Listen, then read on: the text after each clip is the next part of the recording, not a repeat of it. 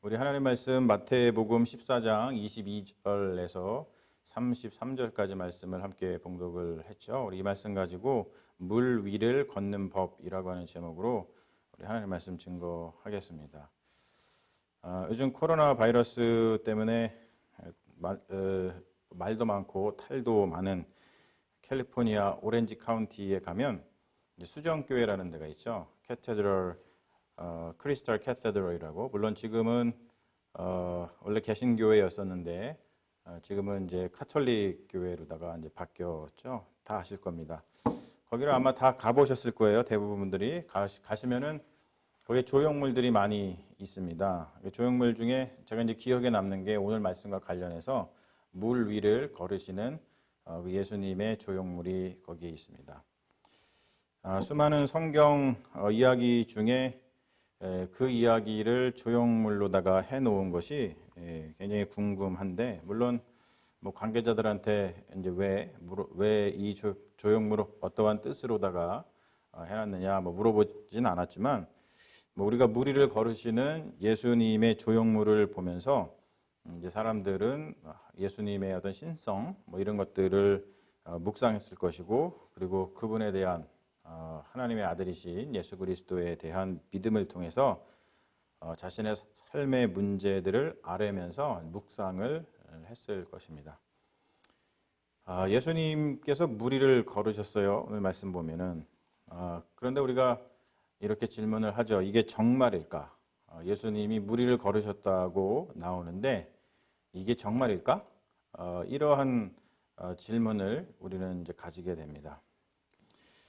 어느 순간부터 믿음의 의미가 변질이 됐는데, 다름이 아니라 믿음의 문제가 이러한 성경의 진술들을 문자적으로 믿느냐 믿지 않느냐의 문제로다가 믿음의 문제가 전락을 했습니다. 우리는 믿음을 갖다가 하나님이 계시는가 안 계시는가의 문제에서부터 시작을 하는 경향이 있죠. 하나님이 계시다고 믿으면 신앙인이고, 하나님이 계신 것을 믿지 않으면 신앙인이 아니라고 생각을 합니다. 이 말은 뭐냐면, 믿음이라고 하는 용어가 어느 순간부터 성경에서 말하는 믿음의 의미와 멀어지기 시작했다는 겁니다. 그러면서도 신앙인들 사이에서도 혼란과 갈등이 증폭이 되고 있죠. 야, 예수님이 물 위를 걸었대는데 왜 이거를 못 믿어? 그런 이제 신앙인 중에서도 이런 일이 도대체 있을 수가 있어? 라고 하면서 신앙인들 사이에서도 혼란과 갈등이 증폭이 됐어요. 성경을 이렇게 문자적으로 예수님이 물 위를 걸었다 그러면 진짜 예수님이 물 위를 걸은 그런 것처럼 문자적으로 이해하기 시작한 것은 기독교 역사에서 최근의 일입니다. 지식에 대한 과학적 방법과 또 근대 과학을 낳은 계몽주의라고 아시죠? 계몽주의, Enlightenment, 계몽주의. 17세기 이래, 그러니까 한 300년 됐습니다. 17세기 이래에 생겨난 계몽주의에 의해서 탄생한 것이 지금 화면에 나가고 있는 문자적 읽기와 성경 무어설이라고 하는 성경 읽기 방식입니다. 성경을 문자적으로 읽는 것은 오히려 기독교 역사에서 굉장히 낯선 일입니다.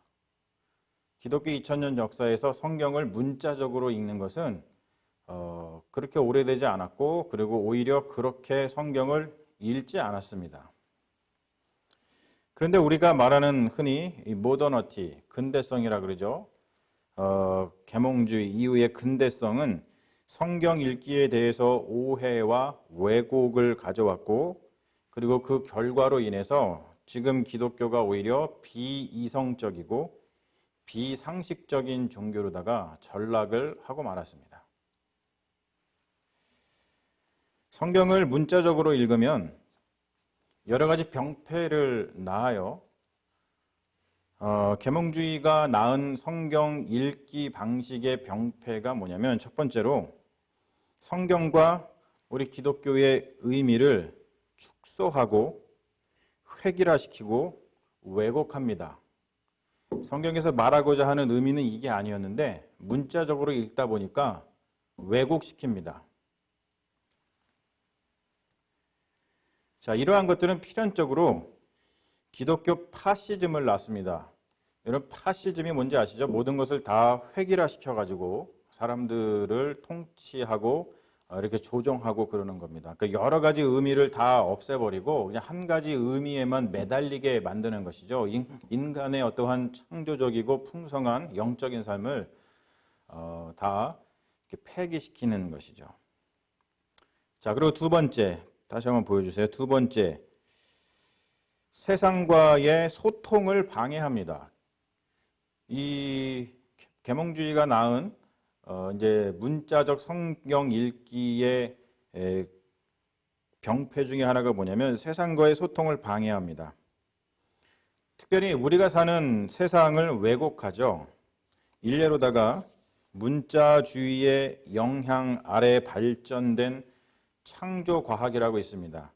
이 창조과학은 일반적인 과학 지식과 충돌을 일으키죠. 여러분들도 아마 이것에 대해서 많이 얘기를 들어보셨을 겁니다.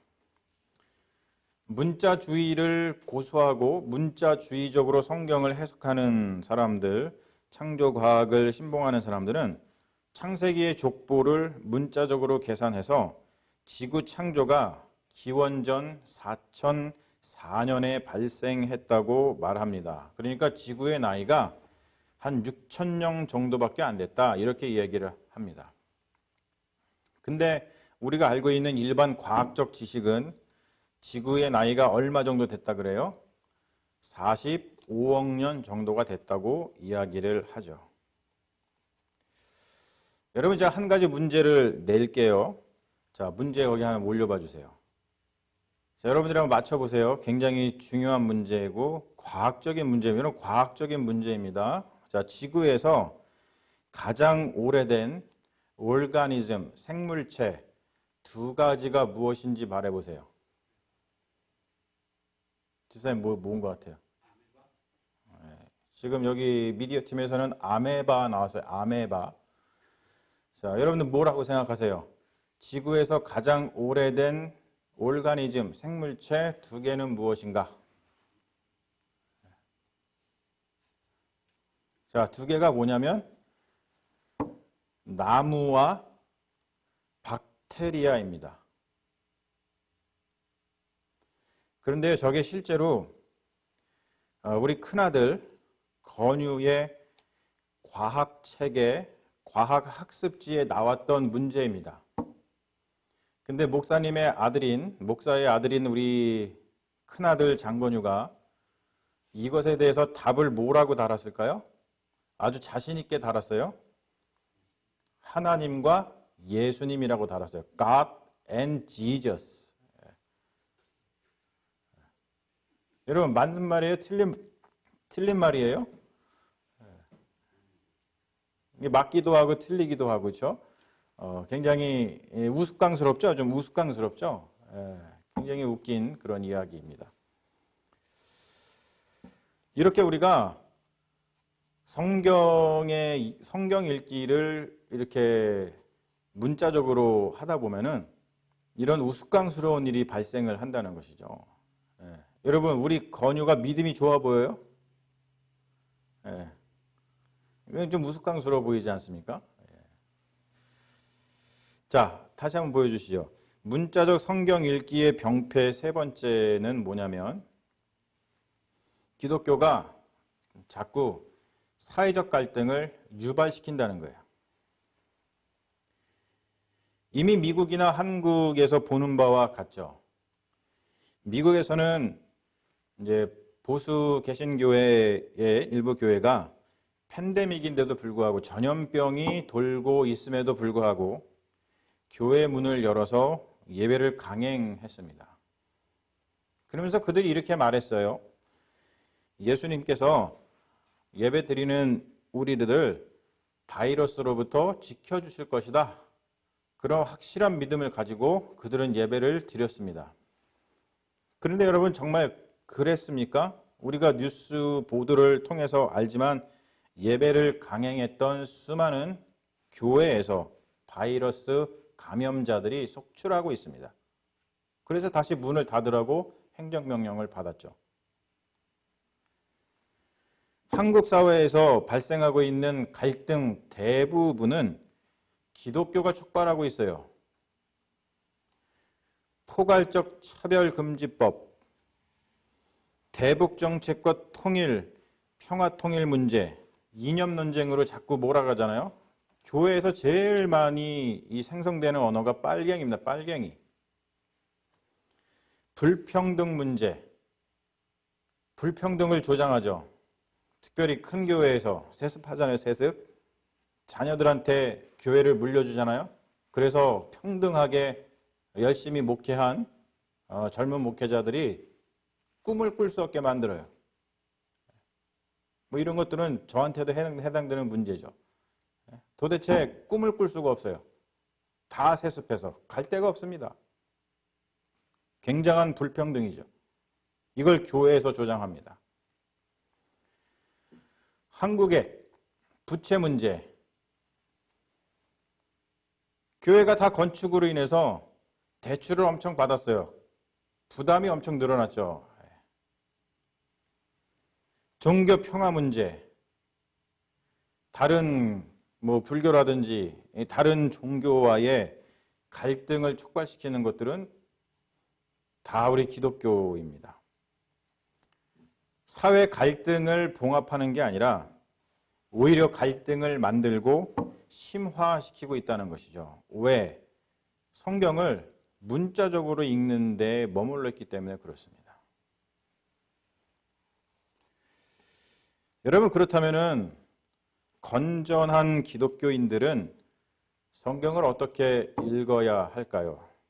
우리가 바로 이것을 좀 연습하고 이 성경 읽기 방식을 눈여겨봐야 되는데, 이게 뭐냐면 역사 은유적 성경 읽기입니다. 여기서도 역사적 성경 읽기 할 때 역사적이라는 말을 오해하면 안 되죠. 우리가 흔히 역사적 읽기라고 하면 오해하는 게 뭐냐면 어떤 사건이 발생했을 때 그거 역사적이에요. 예수님이 오병이어의 기적을 일으키셨다는데 그거 역사적이에요? 진짜 일어난 일입니까? 실제로 일어났어요? 이렇게 묻습니다. 근데 역사적 성경 읽기라고 말하는 것은 그런 뜻이 아닙니다. 성경을 역사적으로 읽는다는 뜻은 성경과 그리고 성경에서 나오는 어떤 기독교의 용어들을 그것이 발생한, 그것이 만들어지고 생성된 바로 성경의 역사, 과거의 역사 상황 속으로 들어가서 그것을 다시 한번 생각해 보는 것을 뜻합니다. 오늘 본문에서 일례로 예수님께서 물 위를 걸으셨다라고 하는 언어가 생성이 됐습니다. 예수님께서 물 위를 걸으셨다. 그런데 이 표현을 쓰고 있는데 이 이야기가 말하고 있는 마태복음 공동체, 2000년 전에 예수님의 부활을 경험하고 생겨난 이 마태복음 공동체가 이 성경을 쓸 때 예수님께서 물 위를 걸으셨다라고 하는 것을 무슨 의미를 여기에다 담고자 했을까? 이 이야기가 그때 거기에서 무엇을 의미했는지 물은 후에 그 이야기를 지금 여기 우리의 삶의 자리로 지금 여기로 가져와서 무엇을 의미하는지 다시 한번 돌아보는 것, 그것이 역사적 성경 읽기라 그럽니다. 근데 그런 건 전혀 생각하지 않고 그냥 우리의 삶의 자리에서 예수님이 물 위를 걸었다니까 여러분 물 위를 걸어 보십시오. 성경을 문자적으로 보는 것만큼 쉬운 게 없어요. 가장 쉽죠, 그게. 예수님이 물 위를 걸으셨다는 이야기를 보면서 그 이야기가 말하고 있는 의미, meaning, 의미를 생각하지 않고 예수님의 명령에 물 위를 걸었던 베드로를 보면 우리가 어떤 생각을 하죠? 야, 베드로는 참 믿음이 없구나. 라고 생각만 하고 만다면 이 이야기가 우리에게 무슨 유익이 있겠습니까? 여러분, 우리가 지금 예수님이 물 위를 걸은 것처럼, 그리고 우리 보고 베드로한테 얘기하신 것처럼 물 위를 걸어와라 이렇게 얘기했는데 우리가 물 위를 걸었어요. 그런데 우리가 물 위를 걷지 못하는 것은 베드로와 같이 믿음이 없어서 그런 것입니까? 여러분들이 물 위를 걸을 수 있어요? 없죠? 근데 여러분들이 물 위를 걷지 못하는 것은 여러분들이 믿음이 없어서 그렇습니까? 이렇게 문자적으로 이해를 하다 보면 이 말씀이 우리에게 전해주는 그 의미를 놓치게 된다는 것이죠. 또한 성경은 은유적으로 읽어야 합니다. 여러분 한번 생각해 보세요. 언어라고 하는 것은 본질적으로 은유적이죠. 그러므로 성경의 언어는 본질적으로 은유적일 수밖에 없어요. 은유라고 하는 것은 언어가 지니는 잉여의 의미인데 은유는 그 언어가 가리키고 있는 것에 대한 의미가 중요하지 그것의 사실성은 중요하지 않습니다. 우리가 예수님이 사용하신 비유를 대표적으로 들 수 있죠. 선한 사마리아인의 이야기. 여러분 선한 사마리아인의 이야기를 우리가 읽으면 굉장히 은혜를 받습니다. 그런데 어떠한 사람이 야 이게 진짜로 있었던 거냐? 라고 하면서 선한 사마리아인이 누군지 그 사람의 실제 존재를 따지지 않습니다. 탕자의 이야기도 마찬가지죠. 탕자가 누굴까? 따지지 않아요. 다만 그 탕자의 이야기를 통해서 우리에게 전달해 주고자 하는 그 의미가 무엇인가를 우리가 받으면 되죠. 믿음으로.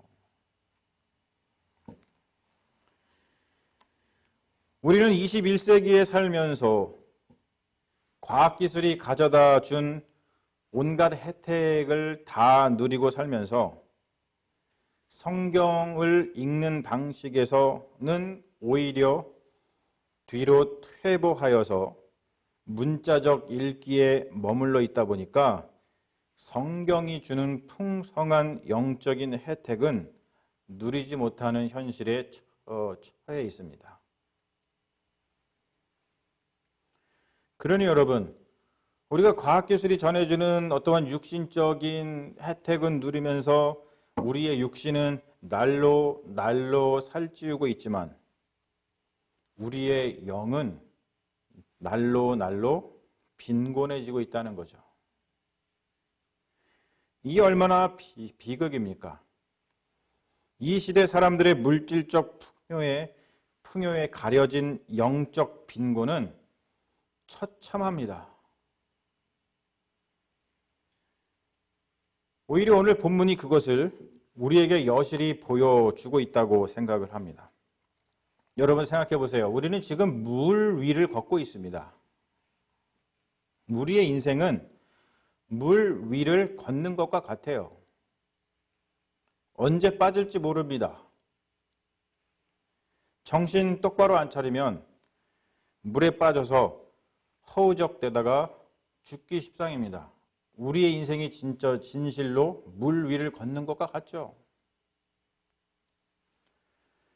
실제로 복음서가 쓰여진 초대교회 그리스도인들의 삶이 그랬습니다.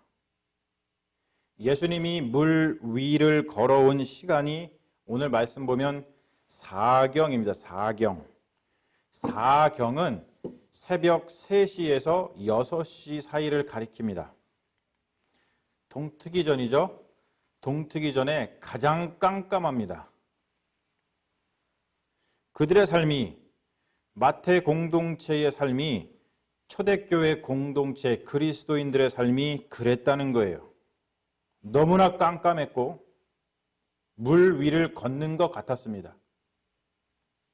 그런데 그 어둡고 험한 삶 가운데 누가 걸어오셔요? 예수님은 다른 곳에 계시지 않고 그들의 삶 가운데 걸어오셨어요. 그들의 삶 속으로 오셨습니다.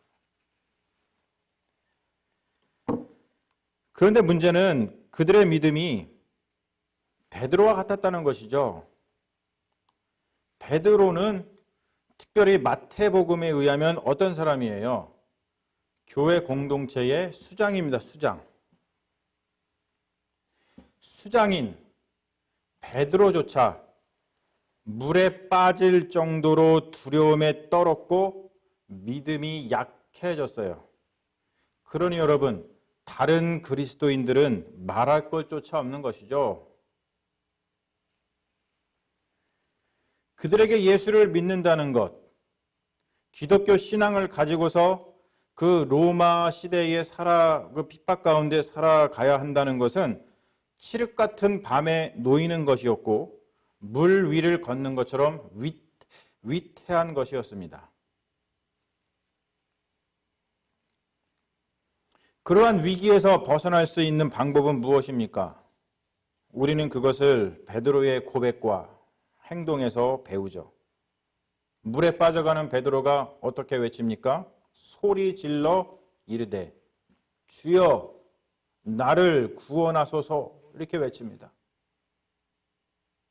칠흑같이 어두운 인생, 물속에 빠져가는 그러한 인생 가운데에서 베드로가 고백하는 것처럼 소리 질러 이르되 주여 나를 구원하소서, 이것을 외쳐야 한다는 것이죠. 즉 뭐냐면 예수 그리스도에게 집중해야 된다는 거예요. 예수 그리스도에 대한 믿음이 옅어지는 것은 곧 죽음을 의미했습니다. 예수와의 관계, 예수님과의 관계가 느슨해지면 물속에 빠질 수밖에 없는 거예요. 그러한 일이 지금 마태 공동체에서 발생하고 있었던 것이죠. 신앙인으로서 살아가는데 너무너무 힘들었던 겁니다.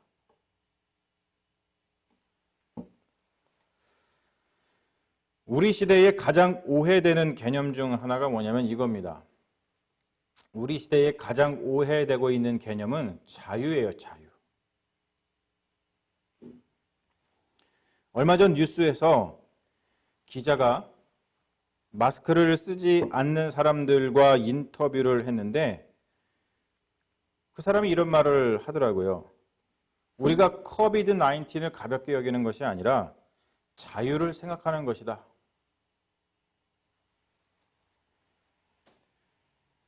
자유가 어떠한 의미를 가지는지에 대해서 제가 몇 번 이야기를 했습니다. 사실은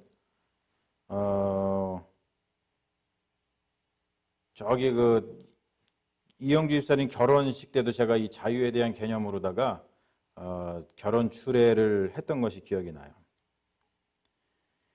여러분, 자유는 개인주의적인 용어가 아닙니다. 자유는 관계적인 용어예요. 관계.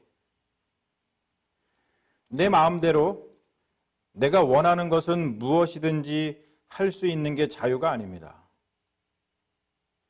그런데 우리는 자유를 그렇게 이해하고 있죠.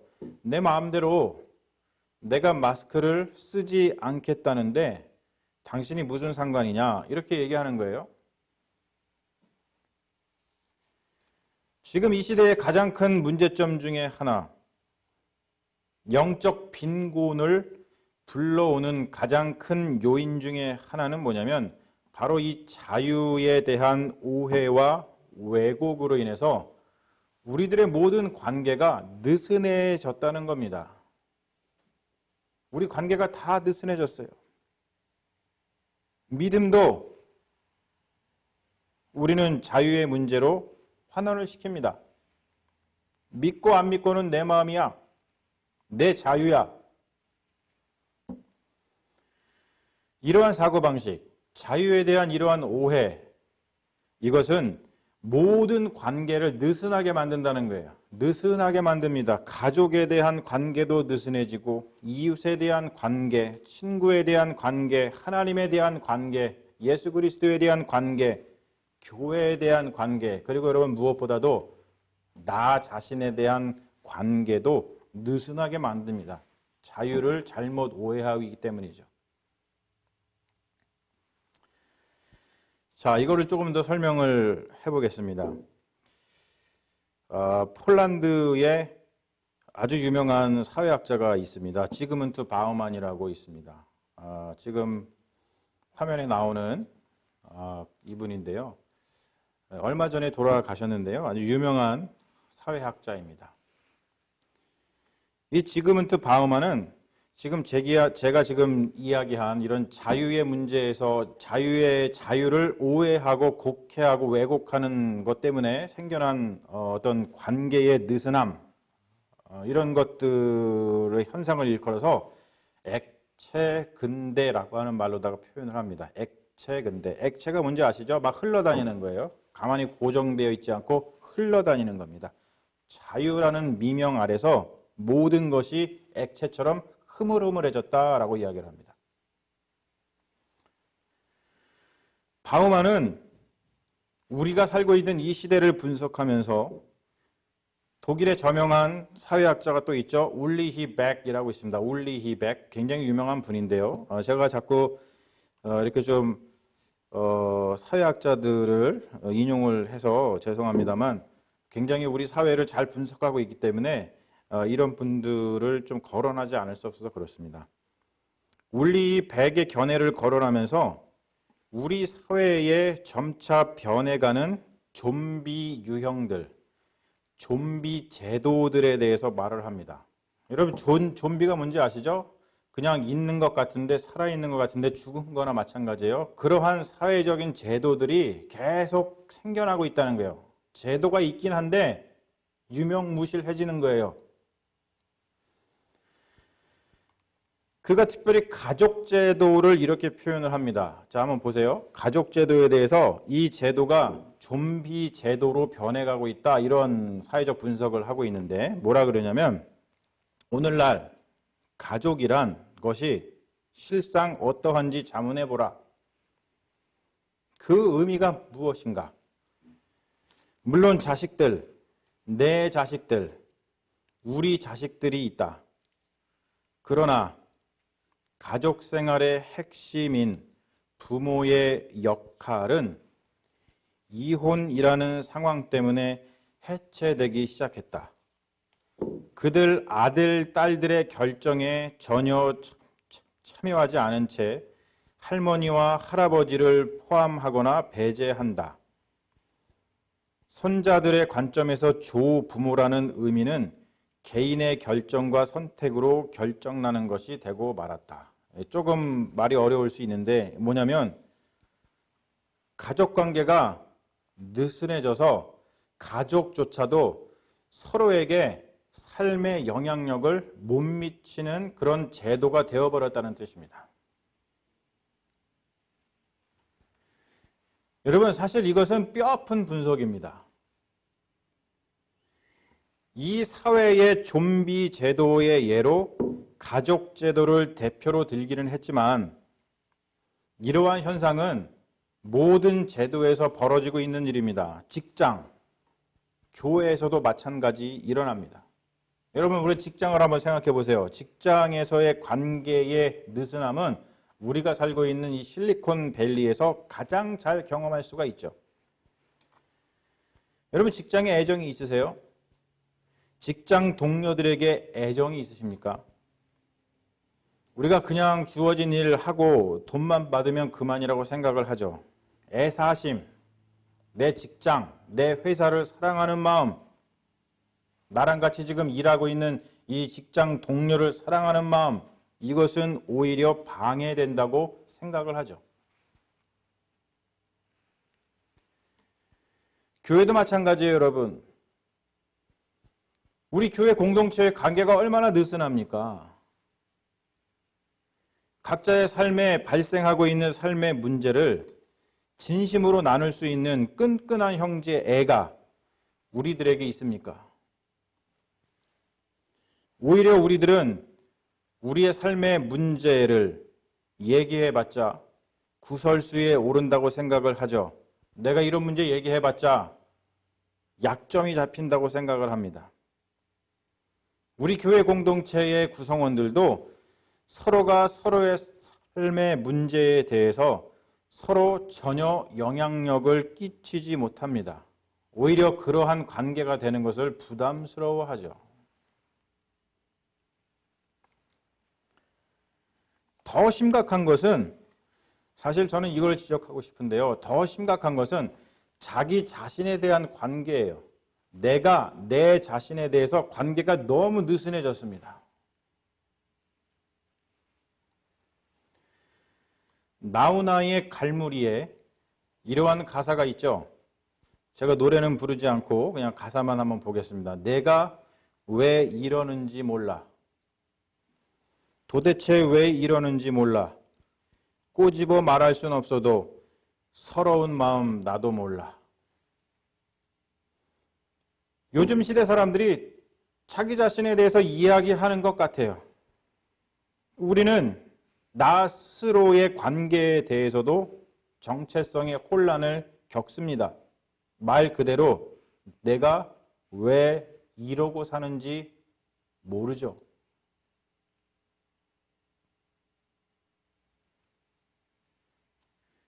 여러분, 지금 제가 이러한 관계에 느슨해진 현대의 제도들이나 우리 자신에 대해서 이렇게 분석한, 사회학적으로 분석한, 지금은 또 바흐만이 분석한 이런 이야기를 좀 이렇게 쉽게 설명하려고 노력을 했습니다만, 이러한 일련의 관계의 느슨함 때문에 현대인들이 겪는 가장 큰 고통은 무엇입니까? 그래서 바로 이거죠. 보여주세요. 관계의 느슨함 때문에 겪는 현대인들의 가장 큰 고통은 불안입니다. 불안입니다. 불안.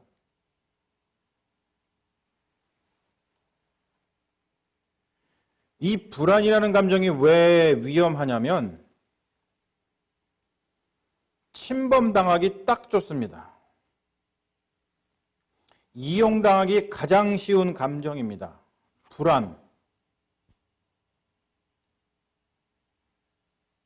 수많은 사람들이 공황장애, 불안증, 우울증에 시달립니다.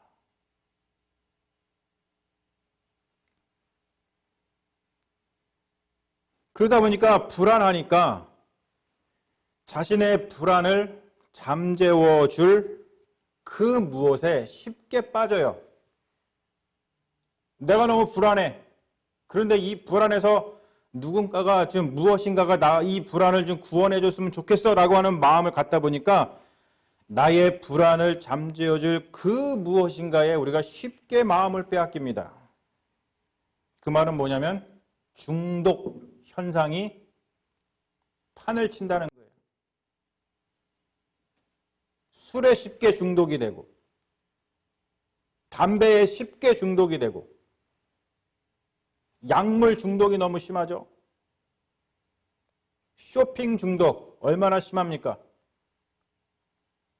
심지어 종교 중독까지 판을 치고 있습니다.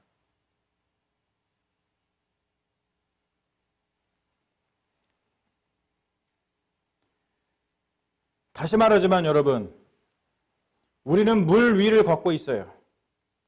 우리의 삶은 이미 사경쯤 물 위를 걷는 것과 같습니다. 그래서 두렵고 불안합니다. 어떻게 해야 될까요? 우리가 정말 신앙인이라면 가장 근본적인 관계에서부터 다시 새롭게 세워나가야 된다는 것이죠. 이 느슨해진 관계를 다시 좀 튼튼하게 세워나갈 필요가 있다는 거예요. 그 근본적인 관계가 무엇입니까? 오늘 성경에서 우리에게 가르쳐주고 있죠. 바로 우리의 생명 대신 예수 그리스도를 진정으로 내 삶의 주인으로 모시는 거예요.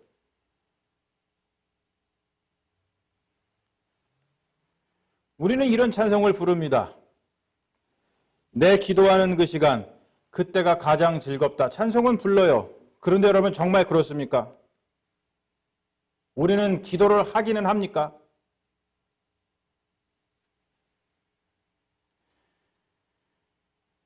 가장 즐거운 시간이 기도 시간입니까? 아니면은 혼자서 밥 먹으며 드라마 보는 시간입니까? 우리는 이러한 찬송을 합니다. 너 근심 걱정 말아라. 주 너를 지키리. 주 날개 밑에 거하라. 주 너를 지키리. 주 너를 지키리. 아무 때나 어디서나 주 너를 지키리. 늘 지켜주시리. 근심 걱정하지 말아라. 주님께서 지켜주시니까 근심 걱정하지 말아라. 우리 찬양을 부릅니다. 그런데 여러분, 정말로 그렇게 생각하십니까? 그런데 왜 우리는 이렇게 걱정과 근심 가운데 살고 있습니까? 그런데 왜 우리는 주님 외에 의지하고 싶어 하는 것이 그렇게도 많습니까?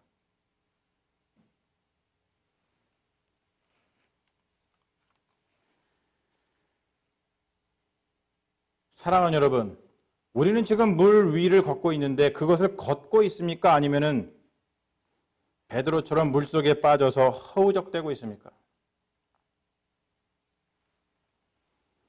현대의 소비 문화는 우리의 불안을 교묘하게 이용해서 우리를 불안에서 빠져나오지 못하게 합니다. 불안에 대한 가짜 치료제를 주고 있죠. 야, 이것을 사면 너 불안에서 벗어날 수 있어. 불안을 근본적으로 치료하지 못하게 만듭니다. 왜 그렇겠습니까? 불안이 계속 조장되어야지만 물건을 계속 팔아먹을 수 있기 때문이죠. 공중권세 잡은 자들은 우리가 관계가 느슨해진 것을 이용합니다. 거기에서 오는 불안을 이용해서 자기들 마음대로 우리를 조종해요. 서로에게 관심이 없는 가족, 서로에게 관심이 없는 교회, 공동체, 무엇보다도 자기 자신에 대해서 관심이 없는 나 또는 뒤집어서 그냥 다 관심이 없고 오직 나 자신에게만 관심이 있는 나. 마스크를 쓰면 수만 명의 생명을 구한다고 아무리 얘기를 해도 남이 죽어 나가든 말든 나는 마스크를 안 쓰겠다. 나만 생각하는 거죠. 나만.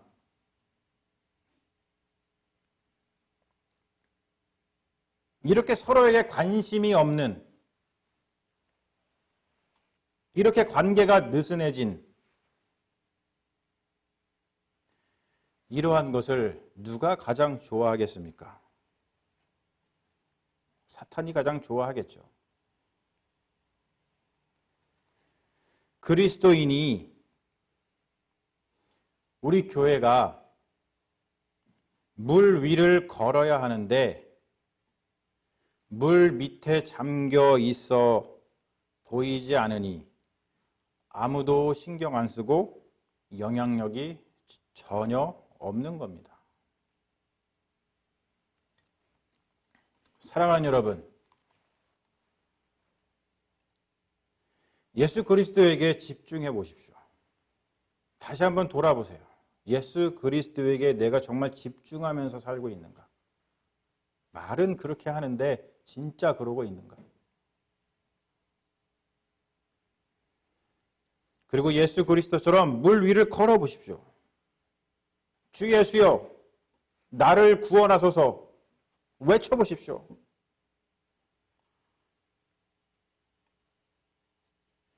그래야지만 여러분, 물 위를 걷는 우리들을 보고 물 속에 빠져서 허우적대고 있는 이웃들이 힘을 낼 것이 아닙니까?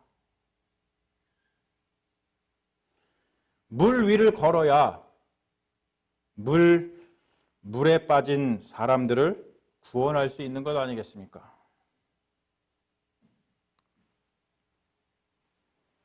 물에 빠져 허우적대면 어떻게 우리가 예수님처럼 생명을 살리는 일을 할 수 있겠습니까?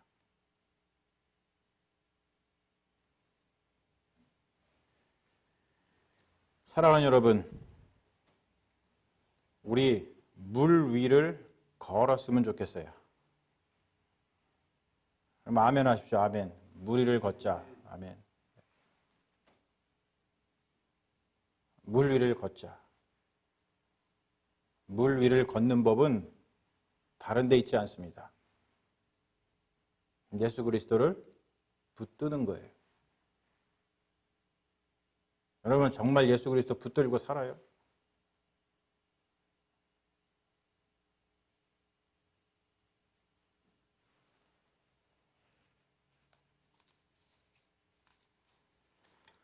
우리 시간 이 찬양 함께 부르시면서 느슨해져 있는 예수님과의 관계를 다시 좀 끈끈하게 만드는 시간을 가졌으면 좋겠어요. 그래서 혹시 내가 물에 빠져서 허우적대고 있다 하더라도 다시 끈끈해진 예수님과의 이 관계를 통해서 내가 물 위를 걷는 사람이 되는 그러한 신실한 믿음의 종들이 됐으면 좋겠습니다. 우리 같이 오나의 자비로운 주여 함께 찬양합니다.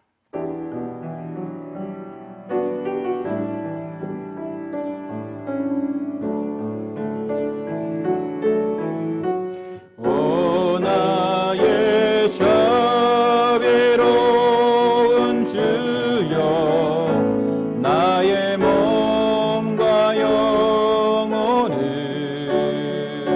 주의 은혜로 다 채워주소서.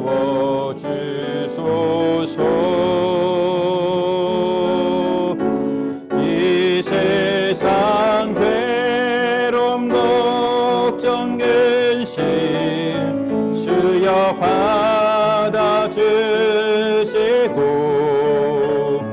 험한 세상에서 인도하소서. 예수의 이름을 높여 부릅니다. 예수 예수 오 예수 지금 오시옵소서. 지금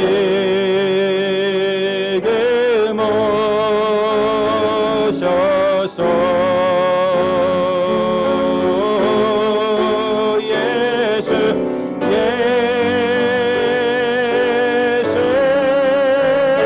오 예수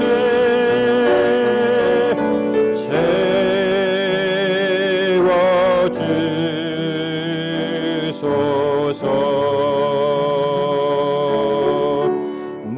모여라 주께 찬양하라 나의 귀한 친구야. 주 이름 앞에 너 두 손 모으고 오 너의 슬픔 세상 눈물 너의 쌓인 아픔을 십자가 앞에 너 모두 버리고 예수의 이름을 부릅니다. 예수여 예수여 예수 오 예수 지금 오셔서 오 예수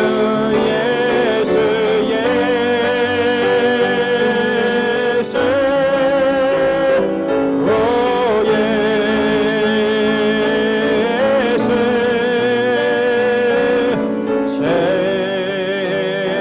오 채워주소서. 우리 잠시 그 자리에서 여러분 기도하기를 원합니다. 우리 하나님께서 오늘 말씀을 통해서 다시 한번 우리가 예수 그리스도에게 구원을 간구하고 예수 그리스도에게 관계가 다시 회복되기를 원하는 것을 오늘 말씀을 통해서 배웠습니다. 우리는 그러한 시대에 살고 있습니다. 부지불식간에 우리가 예수와 관계가 멀어지고 또 우리 가족들과 교회 공동체와 무엇보다 나 자신과 멀어지는 그 관계가 느슨해지는 그런 시대에 살고 있습니다. 여러분 정신 바짝 차리지 않으면 그것 때문에 물속에 빠져서 허우적대다가 죽습니다. 여러분 기억하시고 다시 한번 하나님 그렇게 우리가 관계가 느슨해져서 물속에 빠지는 것이 아니라 예수 붙들고 또 나 자신도 잘 붙들고 우리 가족들과 우리 교회 공동체 모든 관계 속에서 우리 든든하게 붙들고 물에 빠져 허우적대는 것이 아니라 우리 물 위를 걷고 있는 인생과 같은 그런 인생을 잘 걸어갈 수 있도록 주님 우리와 함께하여 주시옵소서. 우리 같이 하나님께 같이 기도하는 시간 갖겠습니다. 하나님 함께하여 주시옵소서. 아버지 하나님 우리가 물속에 빠지는 자가 아니라 물을 걷는 우리 인생과 같은 이 물을 온전히 잘 걸어가는 믿음의 종들이 될 수 있도록 주님 역사하여 주시옵소서.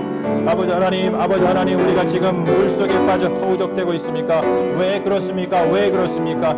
아버지 하나님 베드로가 물속에 빠져 허우적대었을 때에 다시 예수님을 찾고 예수님을 바라봤을 때 그 물 위에 다시 올라와 걸을 수 있었던 것을 기억합니다. 하나님 우리도 아버지 하나님 물속에 빠지는 자 되지 말게 하여 주시옵시고 예수 그리스도를 바라보면서 물 위를 걷는 자 될 수 있도록 주님 역사하시고 인도하여 주시옵소서. 내 삶이 왜 이렇게 불안하고 내 삶이 왜 이렇게 두렵고 떨리고 내 삶이 왜 이렇게 힘든가 다시 한번 돌아보게 하시고 내가 예수를 내 삶의 주인으로 모셨는지 내 삶의 주인으로 모셔 예수를 바라보며 예수와 함께 죽고 예수와 함께 살고 있는지를 다시 한번 기억하게 하여 주셔서 우리의 생명 되신 주님 우리에게 참 생명을 되시는 우리 주님과 더불어 아버지 하나님 물 위를 걷는 것 같은 우리의 인생을 당당하게 잘 걸어갈 수 있도록 주님 역사하여 주시옵소서. 하나님이여 내 마음에 오시옵소서. 아버지 나를 평안케 하여 주시옵소서. 아버지 우리의 몸과 영혼을 주님의 은혜로 채워주시옵소서. 주님의 은혜로 채우고 살아가는 믿음의 종들이 되기를 원하오니 하나님의 역사하여 주시옵시고 함께하여 주시옵소서. 주님께서 아버지 하나님 우리와 함께하여 주시는 줄을 믿사오니 아버지 하나님 주여 역사하시옵소서.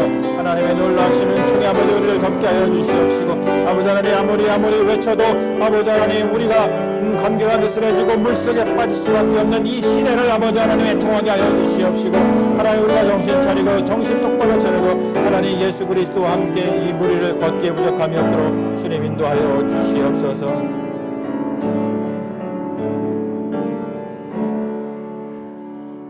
주님 우리는 성경을 너무 문자적으로 읽으려 하다가 성경의 진리를 놓치곤 합니다. 올바르게 성경 읽는 법을 가르쳐 주시고 성경에서 진리를 발견하게 하옵소서. 물 위를 걸으셨던 주님을 생각합니다. 우리의 삶 자체가 물 위를 걷는 것과 같은데 우리는 주님께 집중하지 못하고 불안과 두려움에 휩싸여 베드로처럼 물속에 빠지곤 합니다. 모든 관계가 옅어진 것을 탄식하며 우리 주 예수 그리스도와 관계로부터 새롭게 하셔서 우리를 엄습하고 있는 불안과 두려움을 몰아내고 인생의 물을 주님처럼 걷게 하옵소서. 그리하여 물에 빠져 허우적대는 불쌍한 영혼들에게 손을 내밀어 그들을 구원하게 하시고 공중권세에 잡은 자가 다시는 우리의 삶을 흔들어 대지 않도록 담대한 마음으로 물 위를 걷게 하옵소서. 어떠한 상황에서든지 우리를 떠나지 않으시는 우리 주 예수 그리스도의 이름으로 기도합니다. 아멘.